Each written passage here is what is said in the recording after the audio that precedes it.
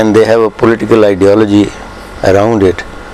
So again, women's rights, girls' education, they became the prominent issue in that ideology. And because of that, in Pakistan, the girls, not madrasas but schools, girls' schools are being targeted.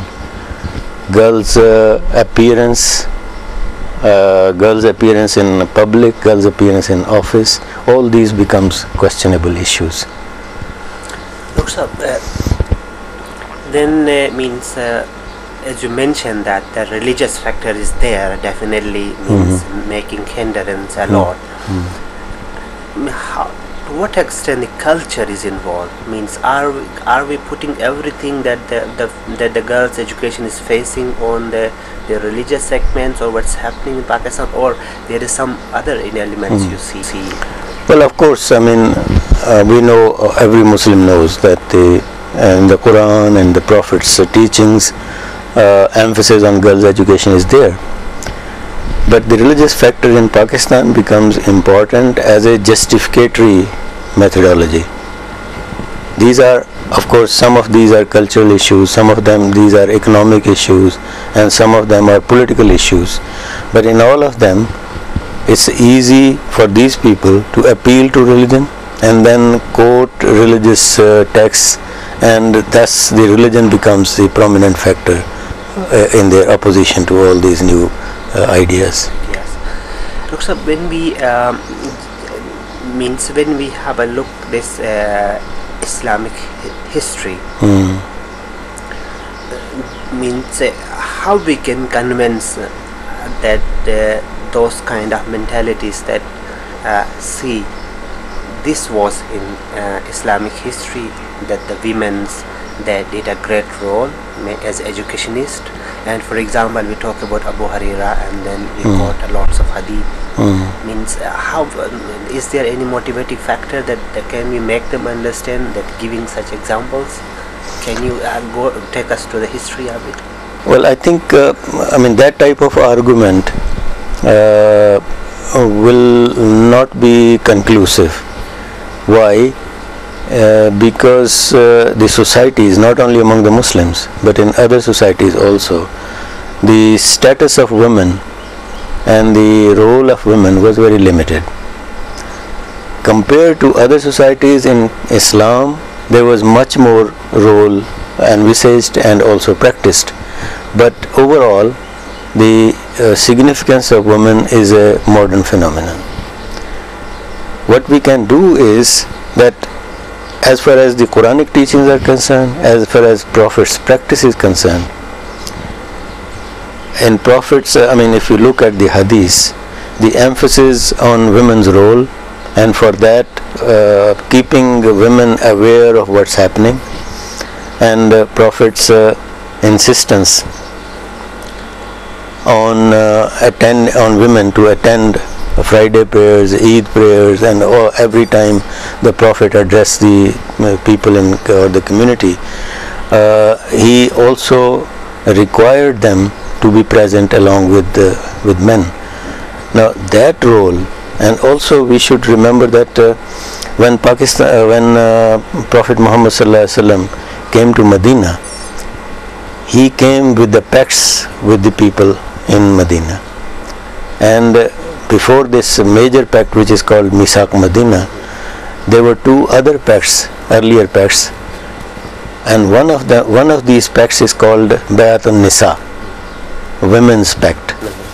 And why is Women's Pact? Because the majority of the people or the persons who were in that pact were women who were representing Medina.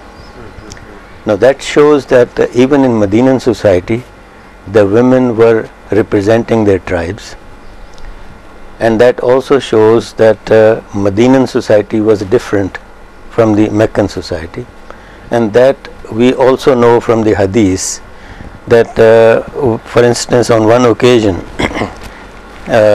Caliph Umar, who was not Caliph at that time, when the verses about the women's rights and verses about women's inheritance came, and this was being debated, and also the women came to the Prophet asking for certain concessions and all that.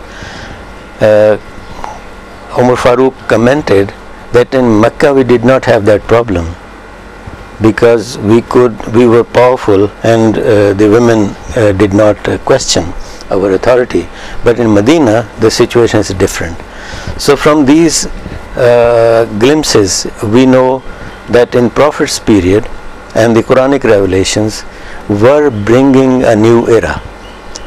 But after that, gradually we see that even the Prophet's injunction that women must come to the mosque for prayer, that was revised, and because of the situation and other different justifications.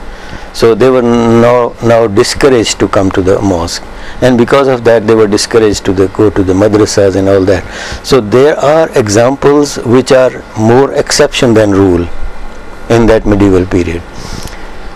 But what we can see is that from the Prophet's teaching and from the Quranic verses, we can see an overall principle that women must be educated, and because of that we have also some examples in the Muslim history, and these examples are also unique if compared to other societies. So we can build argument on that, but I think we should also realize that this is more a modern phenomenon than a pre-modern situation. So then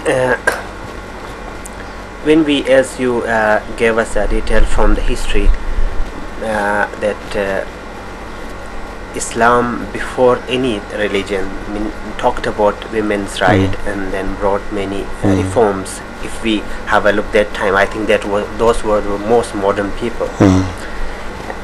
But some segments of the society, they are saying that whatever we call liberal in liberal education or liberality there in the Western society, it's not actually that the independence of the women, it's something else, that that exploitation they give the name. Means how do you compare? Means can that be a model for us, or no, that neither that model is for us nor that's the extreme is that, or we have to have something in the middle? And what's your understanding on it? Well, I think looking at question like this, we have to differentiate between what is ideal and what is practice. Now, ideal in the liberal education or in the Western liberal idea is actually autonomy of the self, that importance of the individual, and whether male or female, poor or rich, every individual is important. Okay, if you look from that point of view, we see the Islam was the first. Islam preceded the Western in that sense, that if you look at the Quran, when it talks about the religious obligations, when it talks about the religious reward, when it talks about the importance of your actions and your belief, then men and women are both equal. And it's very unique in the Quran that when it comes to these problems, that men and women both are mentioned.